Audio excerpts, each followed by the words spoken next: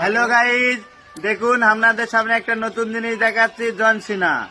ঠিক আছে, এটার নাম কি বলুন? ঝিনুক।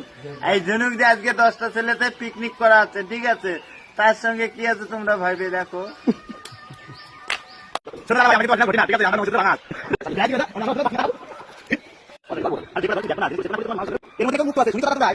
বলি এর মধ্যে মুক্ত আছে, তোমরা কি দেখিছো কোনোদিন? আজকে প্রথম দেখছি মুক্ত। এর ভিতরে অরিজিনাল মুক্ত থাকে, ঠিক আছে? আজকে আমরা সেটা বের করে তোমাদের দেখাবো। মুক্ত মুক্ত হয়ে গেছে।